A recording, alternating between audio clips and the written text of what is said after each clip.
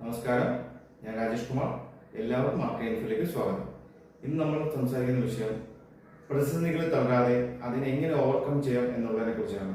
കാരണം നമ്മുടെ ജീവിതത്തിൽ നമുക്ക് ഒരുപാട് പ്രതിസന്ധികൾ എല്ലാവരും തരണം ചെയ്താണ് മുന്നോട്ട് പോയിക്കൊണ്ടിരിക്കുന്നത്. അതിൽ നമുക്ക് ഏറ്റവും ഇമ്പോർട്ടൻ്റ് ആയിട്ട് നമ്മൾ ഡിസ്കസ് ചെയ്യേണ്ട 3 കാര്യങ്ങളാണ്: ആരോഗ്യം, സമ്പത്ത്, കുടുംബബന്ധങ്ങൾ. കാരണം ഇവ 3ഉം കണക്റ്റഡാണ്.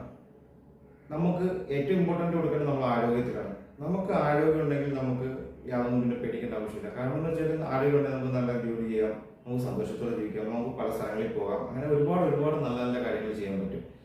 പിന്നെ സമ്പത്ത് നമ്മുടെ ഇപ്പോഴത്തെ ജീവിതം, നമ്മുടെ ഈ സാഹചര്യത്തിൽ സമ്പത്ത് ഉണ്ടെങ്കിൽ അത്യാവശ്യം നല്ല രീതിയിൽ ജീവിക്കാനും നമുക്ക് എല്ലാ കാര്യങ്ങളും മുന്നോട്ട് നല്ല രീതിയിൽ സന്തോഷത്തോടെ നമുക്ക് പോകാനും പറ്റത്തുള്ളൂ. നല്ല രീതിയിൽ സമ്പത്തുണ്ടെങ്കിൽ അത്യാവശ്യം നമ്മളെല്ലാവരും സഹായിക്കുന്ന വ്യക്തിയാണെങ്കിൽ നമുക്ക് നല്ല നല്ല കുടുംബ ബന്ധങ്ങൾ കാണും. നമുക്ക് ഒരുപാട് ബന്ധുക്കാർ കാണും, നമ്മളെ ഡിപ്പെൻഡ് ചെയ്ത് ഒരുപാട് ആൾക്കാർ കാണും. പിന്നെ നമുക്ക് ഇതിനകത്ത് ഏറ്റവും നമ്മൾ ചെയ്യുന്നത്, നമുക്കൊരു പ്രതിസന്ധി ഉണ്ടാവും, നമുക്ക് സാമ്പത്തികമായിട്ടോ അല്ലെങ്കിൽ എന്ത് രീതിയിലുള്ള ഒരു പ്രതിസന്ധി ഉണ്ടായി കഴിയുമ്പോൾ നമ്മൾ ആ പ്രതിസന്ധി എങ്ങനെ വന്നു എന്നതിനെ കുറിച്ച് ചിന്തിക്കണം. അങ്ങനെ നമ്മൾ നല്ല രീതിയിൽ അതിനെക്കുറിച്ച് ചിന്തിച്ചു കഴിഞ്ഞാൽ നമുക്കത് ആ പ്രോബ്ലത്തെ നമ്മൾ ഐഡന്റിഫൈ ചെയ്ത് കഴിഞ്ഞാൽ നമുക്ക് അതിനുള്ള സൊല്യൂഷൻ കിട്ടും. നമ്മൾ ആ സൊല്യൂഷൻ കിട്ടി കഴിഞ്ഞാൽ നമ്മൾ മാസീവായിട്ടുള്ള ആക്ഷൻ എടുത്തു കഴിഞ്ഞാൽ നമുക്കതിന് ആ പ്രതിസന്ധി നമുക്ക് തരണം ചെയ്ത് മുന്നോട്ട് പോകാൻ പറ്റും.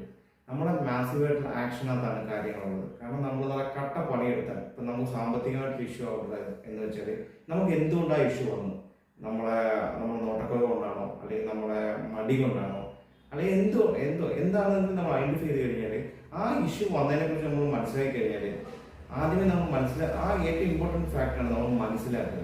എന്തുകൊണ്ടാണ് നമുക്ക് ഇങ്ങനെ വന്നത് അത് മനസ്സിലാക്കി കഴിഞ്ഞാൽ അതിനെ തിരുത്തി കഴിഞ്ഞാൽ ഉറപ്പായിട്ട് നമുക്ക് ജീവിതത്തിൽ വിജയിക്കാൻ പറ്റും. Thanks for watching.